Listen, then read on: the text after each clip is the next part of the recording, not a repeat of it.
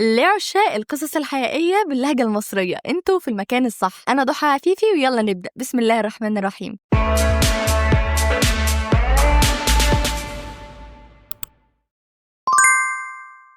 لو حد كان قال لي زمان ان حياتي هتبقى كده عمري ما كنت هصدقه. هحكي لكم كل حاجه من الاول وازاي حياتي اتقلبت 360 درجه. انا اسمي مريم وقربت اتم 30 سنه. انا اتولدت وعشت في بيت هادي ودافي. كنت بنت عاديه زي اي بنت في سني. عندي صحابي اللي كنت بنزل معاهم واضحك والعب واهزر معاهم في المدرسه. كنت شاطره في دراستي جدا وكنت بحب القرايه والكتابه قوي. كنت بكتب خواطر وقصص صغيره لنفسي وساعات اوريها لماما وهي تفرح بيها. ما كنتش متخيله ان حياتي ممكن تتغير بالشكل ده. كنت عايشه ايام حلوه مليانه احلام ورديه. اهم حلم فيهم كان عمر ده يبقى ابن خالتي. كنا بنحب بعض من واحنا صغيرين حب بريء وكبر معانا. كان دايما جنبي وكنا بنحكي لبعض كل حاجه. لما دخلت ثانوي عمر خطبني. كانت فرحه مش عاديه في البيت كله وكان كل كلامنا عن احلامنا لما نتجوز ونعمل بيتنا. كنت بشوفه سند وظهر ليا وما اقدرش اتخيل حياتي من غيره.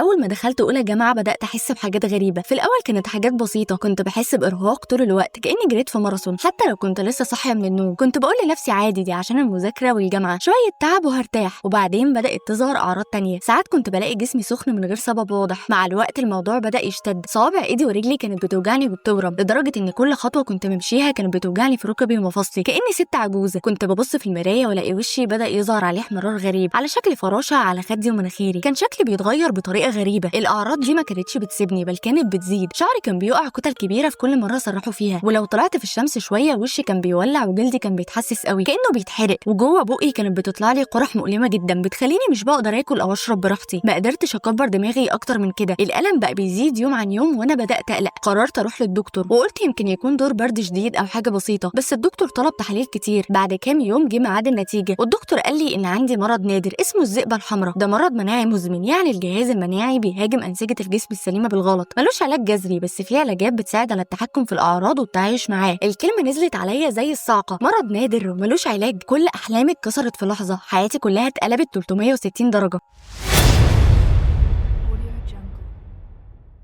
اصحابي اللي كنت معاهم طول الوقت، اللي كنت بقول لهم اسراري، اللي ما كنتش متخيله يومي من غيرهم. في الاول كانوا بيحاولوا يطمنوا عليا بس لما عرفوا تفاصيل المرض وشافوا اعراضه بدات تظهر عليا زي التعب اللي طول الوقت والتهابات المفاصل وشكل وشي اللي كله حبوب. بدات احس انهم بيبعدوا عني. كنت بشوف في عينيهم الخوف والقلق كانهم خايفين اعديهم. لو قربت منهم بلاقيهم بيبعدوا بالراحه. ما بقوش يكلموني وبقوا يخرجوا من غيري. كنت بقعد اغلب وقتي في اوضتي. ما بقتش بخرج ولا بتكلم مع حد. اما عمر خطيبي وحبيبي وامل حياتي لما عرف بالمرض كان باين عليه الصدمه والخوف، واهله طبعا عرفوا وابتدوا يضغطوا عليه. خالتي ام عمر جت لماما وقالت لها يا ام مريم احنا بنحب مريم زي بنتنا، بس عمر ابننا الوحيد واحنا خايفين على مستقبله ومستقبل عياله لو جاب منها عيال. عمر قعد يقاوم وقال انا بحبك يا مريم ومش هسيبك ومش فارق معايا اي مرض، بس ضغط اهله كان اقوى منه. في الاخر جه وقال لي انا اسف يا مريم مش هقدر اكمل. الكلمه دي نزلت على قلبي زي السكينه. الوجع ده كان اصعب من وجع المرض نفسه. حسيت اني مش بس خسرت صحتي، لا ده كمان خسرت الشخص اللي كل احلامي كانت معاه. كنت بتمنى ان الارض تنشق وتبلعني. كنت حاسه اني اتكسرت حتت صغيره. لما كنت بخرج في الشارع الناس كانت بتبص لي بطريقه غريبه. كنت بسمع تعليقات زي ايه اللي حصل لها دي معديه دي ولا ايه، ويا حول الله يا ربنا يشفيها. ما كنتش بحب حد يشوفني علشان ما اسمعش اي كلمه جارحه من حد. بابا وماما هما الوحيدين اللي وقفوا جنبي وسندوني. ماما كانت بتديني دواء في ميعاده وبتساعدني البس واغير هدومي بالراحه علشان الجروح ما تزيدش. كانت بتجهز لي الاكل اللي يناسب حالتي علشان اعرف ابلعه. بابا كان دايما بيطبطب عليا ويقول لي انت اقوى من اي حاجه يا حبيبتي ربنا كبير. هما اللي كانوا بيروحوا معايا للدكاتره وبيحاولوا يدوروا على اي بصيص امل. هما اللي حسسوني اني مش لوحدي. لكن الموضوع كان صعب قوي حتى على اخواتي. للاسف ما كانوش قادرين يستحملوا. انا ما اقدرش الومهم، هم كانوا صغيرين وشافوا قد ايه المرض ده مغيرني ومغير البيت كله. كنت بحس ان وجودي في البيت بقى تقيل عليهم. الوضع ده فضل فتره طويله. كنت رافضه المرض تماما وما كنتش قادره اتقبله، بس مع الوقت ومع محاولات اهلي المستمره اللي ما تخلوش عني ولا لحظه بدات احاول اتكيف مع الوضع. ما كانش رضا حقيقي في الاول بس كانت محاوله مني اني اعيش عشان خاطرهم. حسيت انهم تعبوا علشان كتير واني لازم اعمل اي حاجه علشانهم. بدات اروح جلسات علاج نفسي وتاهيل. في الاول كنت رافضه الفكره بس اهلي اقنعوني. في الجلسات دي الدكتور النفسي كان بيساعدني افهم مرضي واتعلم ازاي اتعامل مع الالم النفسي والجسدي ومع الاعراض اللي بقت جزء من يومي. كنت بتكلم عن اللي جوايا، عن وجعي وعن الاحساس اني مختلفه وعن نظرات الناس وعن احساسي بالوحده بعد ما كل اللي حواليا بعدوا عني. كانت الجلسات مؤلمه لاني كنت بواجه اضعف جزء فيا بس كان بتخرج اللي جوايا.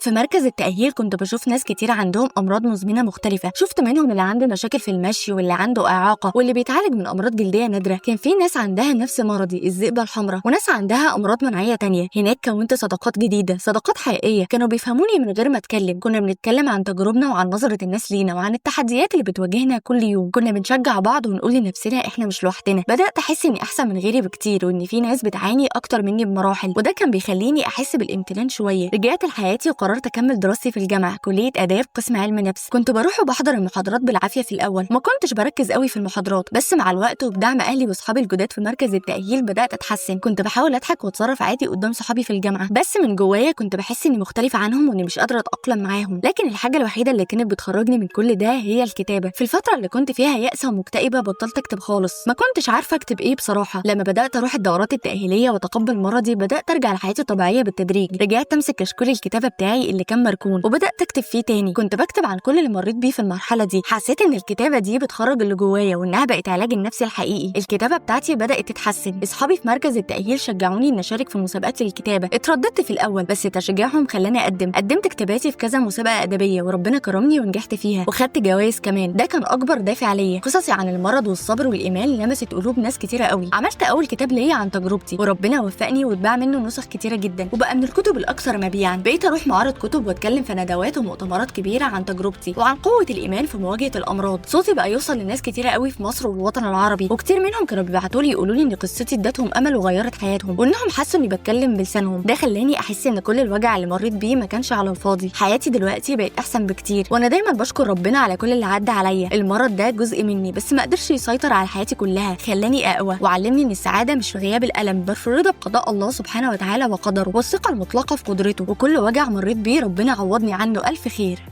وبس كده، ما تنسوش تشتركوا في القناة وتفعلوا الجرس على الكل عشان توصل لكم كل القصص الجديدة أول بأول.